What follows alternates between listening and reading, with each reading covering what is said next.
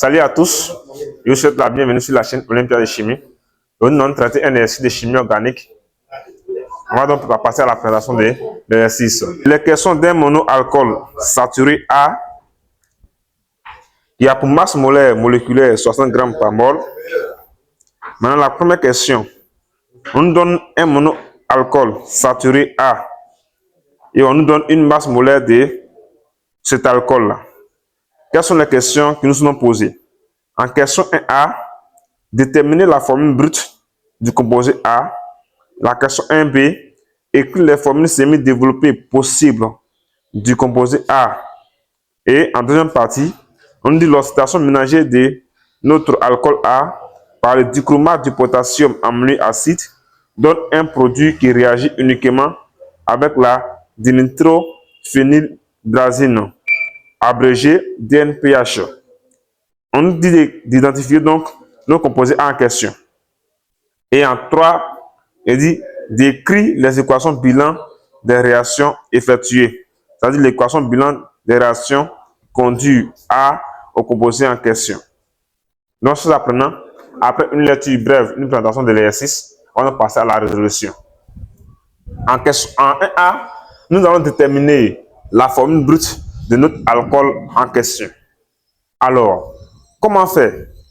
Ils nous ont donné une information très importante, c'est-à-dire la masse molaire moléculaire de notre composé A.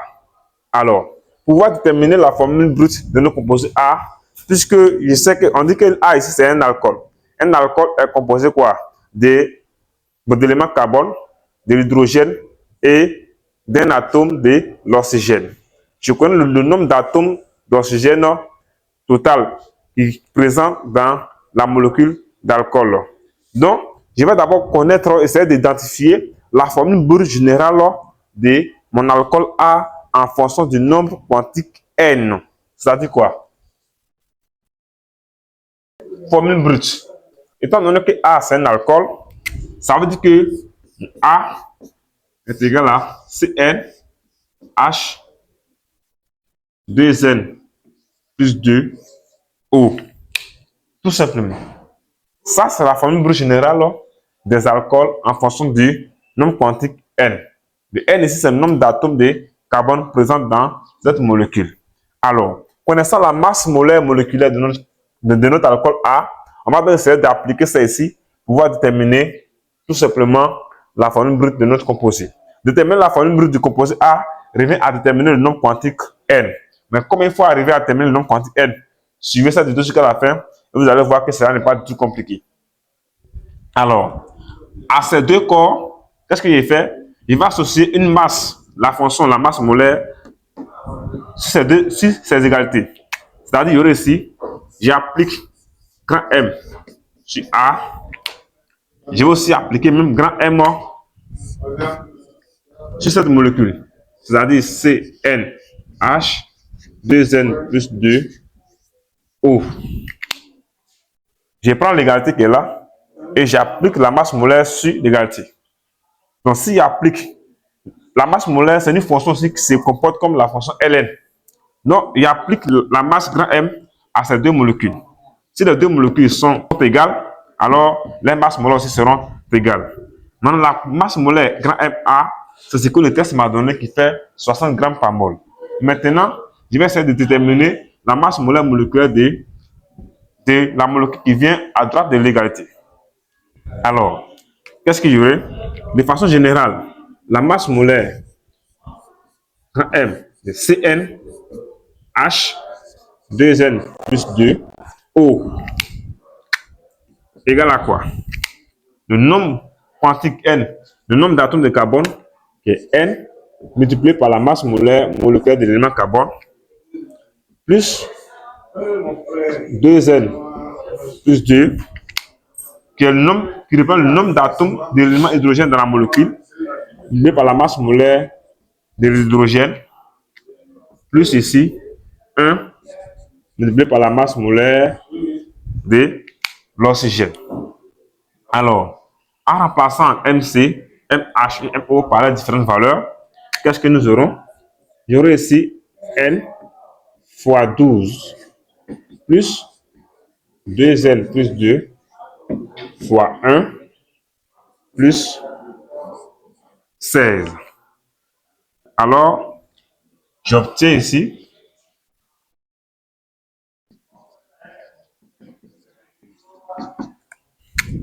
nous obtenons 14n plus 18. Ouais, nous obtenons ici 14n plus 18. Alors, je vais venir maintenant dans la relation qui est ici. Je vais remplacer le MA par 60 et je vais remplacer cette grandeur-là par celle-ci. En remplaçant les deux grandeurs, nous aurons ici 14n plus 18 égale à 60. Donc, la résolution dans grand N de cette équation, alors, on va nous donner ici N égale à 3. Tout simplement. Donc, une fois que j'ai fini de déterminer N, je vais donc alors déduire la formule brute de mon composé A. Comme A égale à Cn H2n plus 2O, c'est-à-dire, je viens dans cette expression et en remplaçant le N par 3, c'est-à-dire, il y aurait ici, comme mon composé A, le C, N égale à 3, H, 2N, N égale à 3, plus 2, O. Donc, en faisant ce calcul, j'obtiens ici finalement mon composé A, qui a pour formule brute, qui aura pour formule brute C3, H. 2 fois 3, ça fait 6, plus 2, ça fait 8, O. Tout simplement. Donc, chers apprenants, voici comment il faut terminer la formule brute de nos composés A. On va donc passer à la deuxième question. On nous dit d'écrire les formules semi-développées possibles de notre composé A après avoir déterminé sa formule brute. Alors, comment nous allons faire? Pour écrire les formules semi-développées possibles, qu'est-ce que j'ai fait? Je vois très bien que dans la molécule brute de mon composé A, il y a 3 atomes de carbone. Je vais essayer d'aligner les 3 atomes de carbone comme une chaîne linéaire. Dans la première possibilité, c'est-à-dire quoi? J'écris toutes les atomes de carbone. De cette manière, c'est 1, 2, 3. Parce qu'il y a 3 atomes de carbone dans la molécule. Alors, je vais attribuer à chaque atome de carbone la toute première possibilité. 3 hydrogènes ici. Et ici, je vais attribuer ici 2 hydrogènes. Ça me fait déjà 5 atomes d'hydrogène. Alors, 5 atomes d'hydrogène, j'ai mis ici H, 2 ici. Ça va être 7 tirer le groupe OH. Alors, pourquoi? Le groupe OH ici, c'est le groupe caractéristique. C'est le groupe caractéristique des alcools. Donc, c'est ce groupe-là que je vais le faire déplacer à chaque moment. Donc, c'est comme si ici, lorsque il y a ce groupe-là ici, je vois si je l'ai mis à la première position. Je vais pour commencer à compter. Pour faire la nomenclature des alcools, on va toujours à compter par où nous avons ce nombre-là à l'atome le plus petit indice. C'est-à-dire, à partir du carbone 1, et à la position 1, carbone 2, carbone 3. Donc, pour donner la nomenclature de ça, qu'est-ce que je vais faire? Je vais voir d'abord l'alcane correspondant à ces 3 atomes de carbone. Je vois que la 3 atomes de carbone, dont l'alcane correspondant, c'est le propane. C'est le propane. Maintenant, je vois le groupe hydroxyde, OH ici, il est à laquelle position? Il est à la toute première position au carbone numéro 1. Donc, son nom ici, ça sera le propanol. Son nom, comme son nom est ici, propanol. Ou bien, si vous voulez aussi préciser la position, vous pouvez dire propan 1 ol. Pourquoi? Parce que l'élément hydroxyde ici se trouve à la toute première position. Après avoir donné maintenant ça, je vais encore essayer de réécrire ça, une chaîne linéaire comme ça, Et je vais faire déplacer maintenant le groupe hydroxyde pour venir à la deuxième position. C'est-à-dire ici, j'aurai C, C, C. Il y a ça. Alors, il met CH3 ici et CH3 là-bas. Il y a 3C et il y a 6H. Alors, les 6H là, je vais mettre un H ici, comme ça, et je vais mettre le groupe hydroxyde OH ici cette fois-ci. À la deuxième position, je peux le mettre en haut comme je l'ai mis en bas.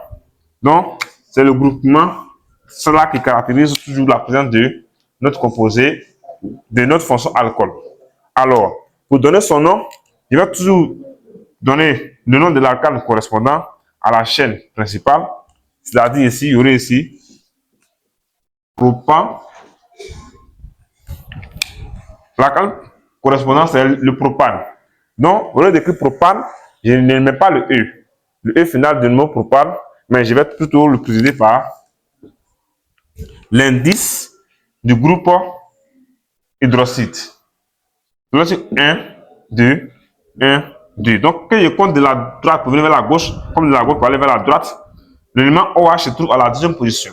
Donc, je vais préciser c'est ici 2 et c'est la fonction alcool. Et je mets all à la fin. Donc, voici donc l'élément en question.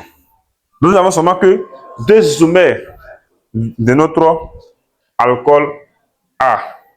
Donc, voici donc les deux isomères possibles de notre alcool A.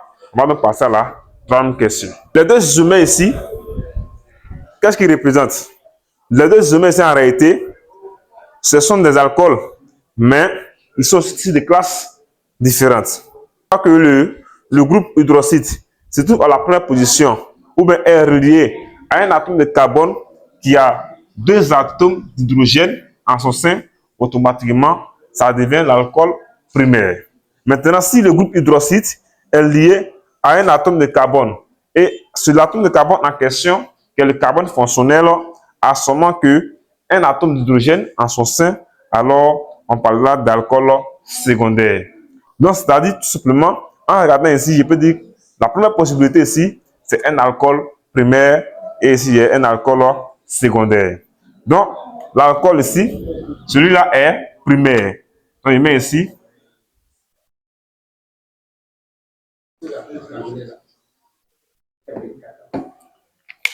Primaire ici. Et celui-là est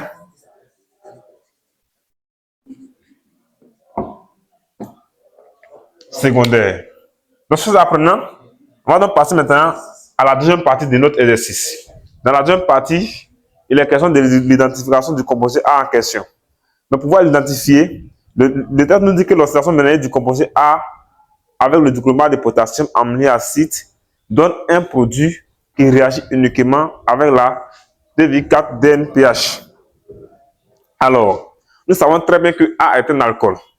Maintenant, lorsqu'on prend un alcool de façon générale, nous avons d'abord, en fonction de leur classe, l'alcool primaire, secondaire et tertiaire. Et en matière d'oxydation, il dit que l'oxydation ménagée des alcools primaires conduit à combien de produits? Conduit à 2 produits. Mais dans les différents cas suivants, lorsque l'oxydant est en excès, ça conduit directement à l'acide carboxylique. Mais lorsque le catalyseur, autrement dit l'oxydant, est en défaut, alors l'oxydation ménagée des alcools primaires donne de l'aldéhyde. Ça veut dire que là, il y a 2 possibilités. Mais lorsque nous prenons l'alcool secondaire, l'oxydation ménagée des alcools secondaires conduit uniquement que au cétone, à la formation des cétones. Donc, maintenant, les cétones aussi, en leur tour, réagissent avec la 2,4-DNPH. Ouais. Mais l'oxydation ménagée des alcools tertiaires ne donne rien. Il n'y a pas de résultat. Il est vrai que l'oxydation ménagée des alcools primaires donne aussi un aldéhyde qui, lui aussi, réagit avec la 2,4-DNPH. Mais le test nous dit quoi? Que ça donne un produit, mais ça peut aussi donner un acide carboxylique. Or, l'acide carboxylique ne réagit pas avec la 2,4 DNPH. C'est seulement que comme pour les alcools primaires, il y a 2 cas possibles que nous pouvons étudier, alors, selon les tests ici, on ne va pas du tout s'intéresser à la classe primaire de notre alcool A. Donc, pour l'alcool secondaire, on sait que nous n'avons seulement qu'une seule possibilité. Ça consiste seulement à la formation du cétone. Il réagit uniquement avec la 2,4 DNPH. Donc, comme identification de nos composés A ici, nos composés A en question ici, c'est rien d'autre que le propandéol, c'est-à-dire l'alcool secondaire.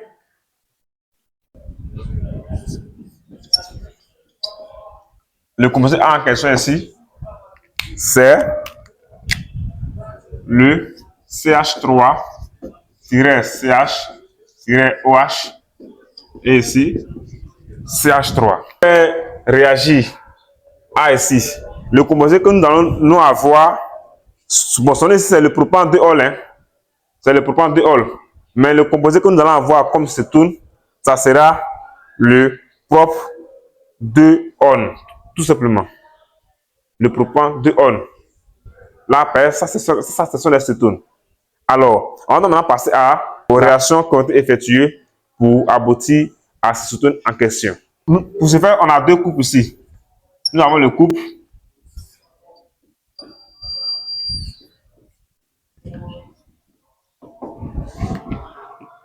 et nous avons aussi l'autre couple ici, notre alcool A en question, et puis la cétone ici en question, c'est-à-dire C.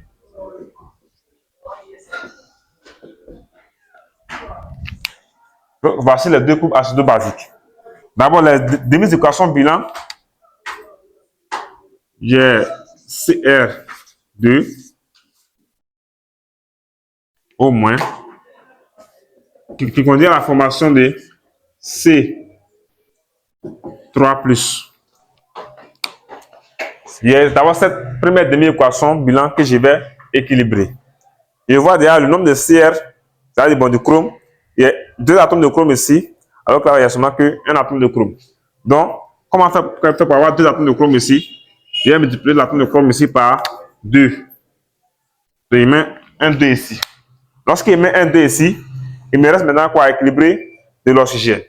Lorsque nous sommes en milieu acide, pour pouvoir équilibrer cette équation, on va essayer de compenser l'oxygène par la molécule d'eau.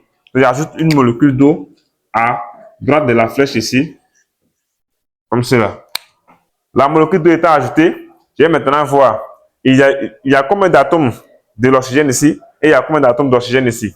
Ici, il y a 7 atomes d'oxygène. Par contre, ici, il y a seulement qu'un seul atome d'oxygène.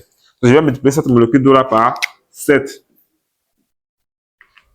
Lorsque je multiplie la molécule d'eau par 7, j'obtiens 7 atomes d'oxygène et 7 atomes d'oxygène. Mais en ajoutant une molécule d'eau là-bas, j'ai ajouté un élément là-bas qui n'est pas présent ici. Il n'y a que l'hydrogène. Si je fais 7 fois 2, ça fait ici au total 14 atomes d'hydrogène qui n'est pas dans les membres de la gauche. Donc, je vais essayer d'ajouter, pour pouvoir compenser le nombre d'atomes d'hydrogène, je vais ajouter, comme nous sommes en milieu acide, je vais ajouter tout simplement à gauche ici le proton H+. Donc ici, plus 14 H+. Plus 14 H+.